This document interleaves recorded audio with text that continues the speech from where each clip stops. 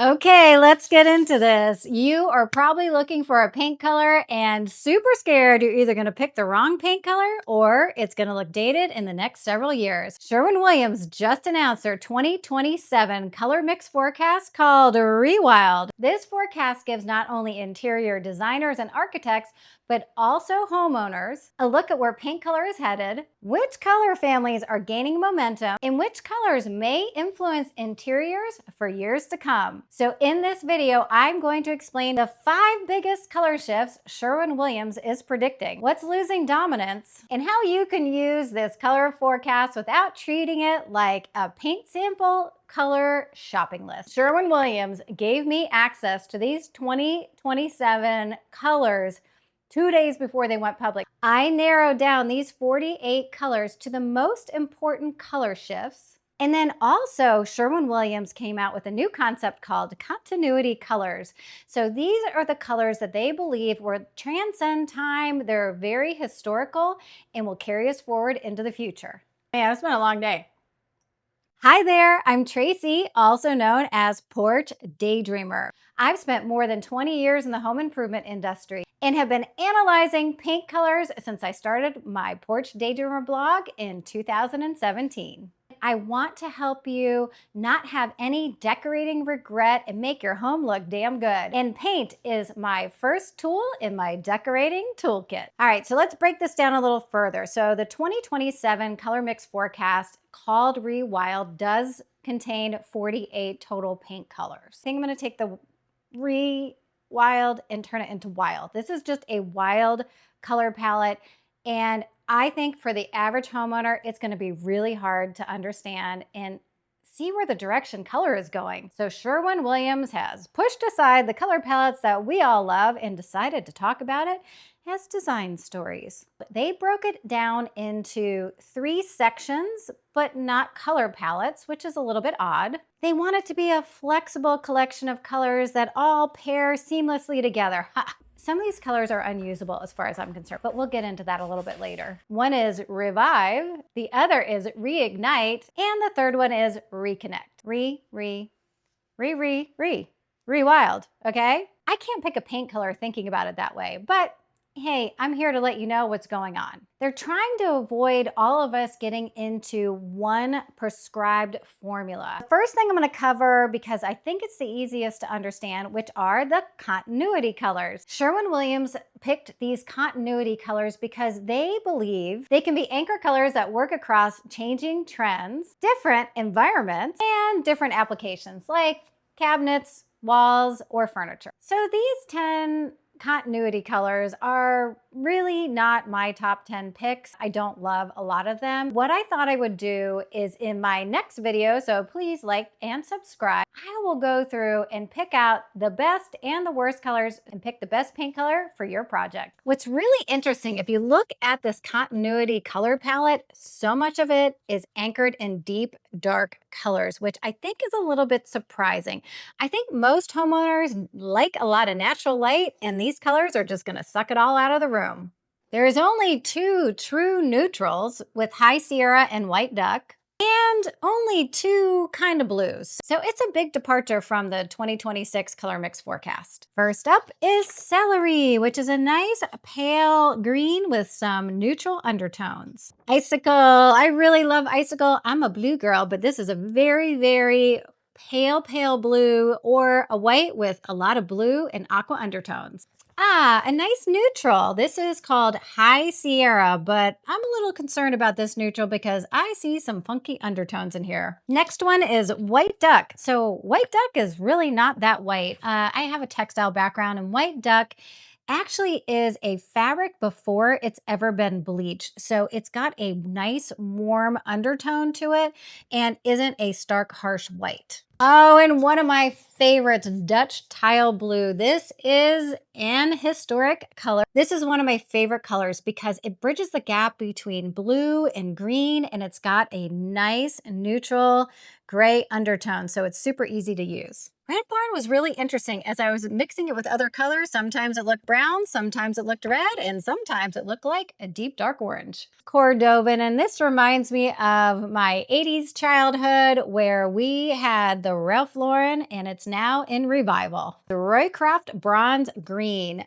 This is another deep, dark color, but what's weird is it does have a lot of that yellow-green undertone. Next up is Forge Steel, and this reminds me a lot of Iron Ore. Clove, which is a dark, dark brown, and I see a new color direction heading with Clove. These colors are really designed to ground the entire collection and continue working long past the 2027, hard to say, trend cycle has ended. I think what's more important is greige and gray doesn't have to be the only safe neutral color. I don't know about you, but I'm super sick of seeing greige walls and frankly repainted all the walls in the house I just bought pure white. I feel like I have to do it justice because Sherwin-Williams put it out there, which is going through what those 3 designer stories actually mean and why they've wrapped it around these 48 paint colors. I really like Revive because I see what's happening in interior design right now, and everything's going back to being more traditional,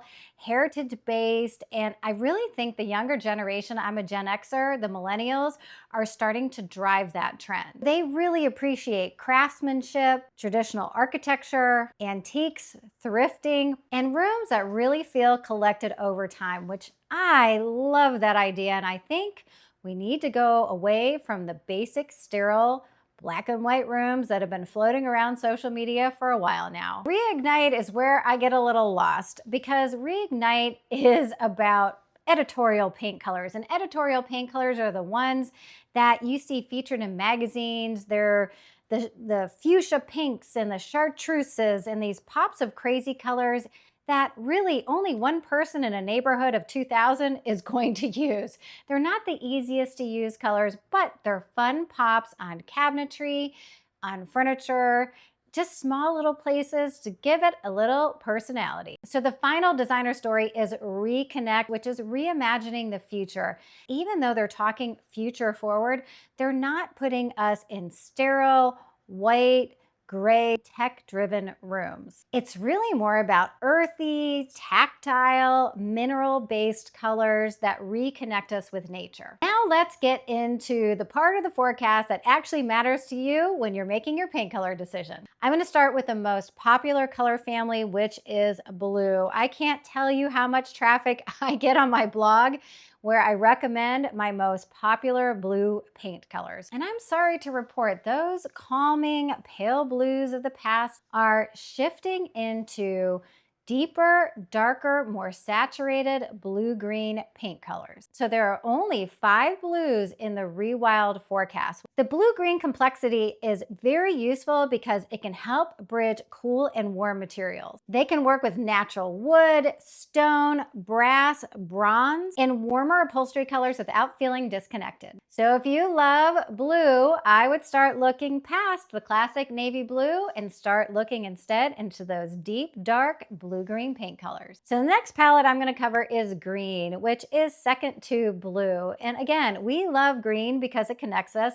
with nature. Green has really had a heyday over the past 5 years on walls and cabinets and even in furniture. So I'm not surprised to see that green is really rooted in the 2027 Colormix Forecast. We're evolving into more yellow undertone greens, which I started to see and predict a couple years ago. Mossy green, olive green, and weathered bronze. These deep, dark yellow undertone colors look great with natural wood and aged metallic finishes. Ooh, red. So interestingly enough, I think I mentioned in my color of the year universal khaki video that I really thought the color of the year last year was going to be oxblood or a barn red, and I was wrong. They went with khaki. They are moving in the direction that I saw, which is wine and cranberry and oxblood. Instead, these emerging reds are deeper and richer. They're rooted more in brown and deep plum. So think wine, one of my favorite things, cranberry, burgundy, and even brick. These colors feel historic, rooted, and sophisticated. So I don't expect people are going to start painting their rooms burgundy, but what I do expect over the next several years is deep dark reds are going to be a very important accent color. So think about it in home furnishings and accent furniture. Oh boy, my least favorite color, yellow. So this is my third color palette grouping, and yellow is definitely changing. It reminds me of about 2004, where I went full on French country in my living room and kitchen. And so when I see this, it just feels dated to me. I guess what's good about the new set of yellows is they definitely feel more historic and built in heritage. We're moving more towards ochres, goldenrod, and Dijon. Think brown spicy mustard. Like I can kind of get on board with a more neutral golden color.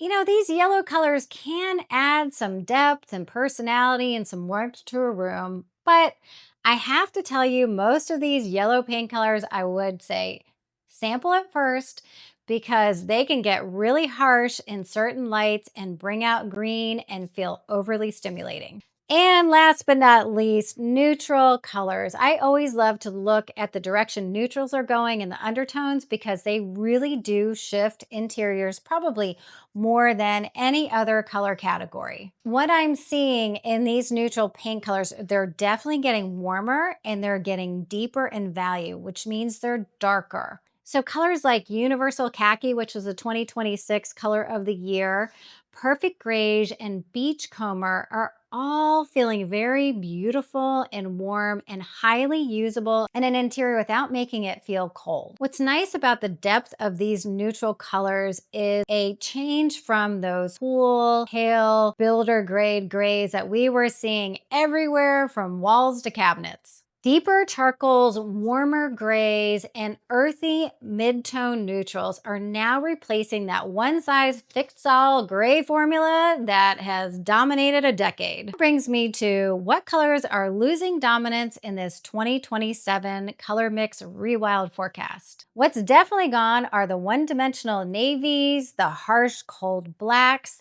the cool bright whites, and yes, the cool pale grays. What I do see transitioning is the generic sage green. Green is definitely not over, it's just getting darker, earthier with yellow undertones. Me telling you this doesn't mean you have to repaint something if it's falling out of dominance. But what I can tell you is if you start looking around your home and things start feeling off and you chose a paint color 10 to 7 years ago, it's likely due to the undertones. So you just need to look around at the new forecast and find a similar color with the updated undertones that are going to look more current and on trend for the next 10 years. I thought for fun I would use my 25 years of experience predicting color and trend to predict the Sherwin-Williams 2027 Color of the Year. Disclaimer, this is not a hint. This is nothing based on anything that I have been told. This is just based on what I see happening in home decor. Since I have 48 colors to pick from, that's going to give me pretty low odds of getting this thing right. So I'm going to give myself 2 chances, and I'd love it if you've come back in mid-September to late September to see if I got it right. So my first pick for the 2027 Sherwin-Williams Color of the Year is Cordovan. The reason this is one of my picks is I keep seeing heritage and traditional interiors coming back. So I believe that these deep dark reds still are very important, and I think this is a good option for the 2027 Color of the Year. All right, my front runner color, and you might be surprised by this pick. When I think about Color of the Year, I also think about homeowner usability and also if other home decor companies are going to get behind a color. I think Taiga combines some of the really strong forecast ideas in the Rewild collection. It's green, earthy, mineral, and mature. But the best part is it can act as a neutral backdrop, unlike Cordovan. So we'll just have to wait and see. Please come back for episode 2 of my 2027 Color Mix Forecast, where I'm going to break down those 48 colors. We're going to narrow them into the best, the worst and definitely never used colors, and how they're going to work in your room considering your lighting conditions. So as a thank you for watching this entire video, I thought I would give you a free gift. As you can imagine, I am the one my friends call whenever they need a new paint color pick. So I decided to create a free guide of all of those very reliable paint colors called the paint colors I recommend to my friends. Hopefully it's a great guide that you can start with to sample and try out a new paint color in your home. Thanks again for watching all the way through, and I hope to see you in another video again soon.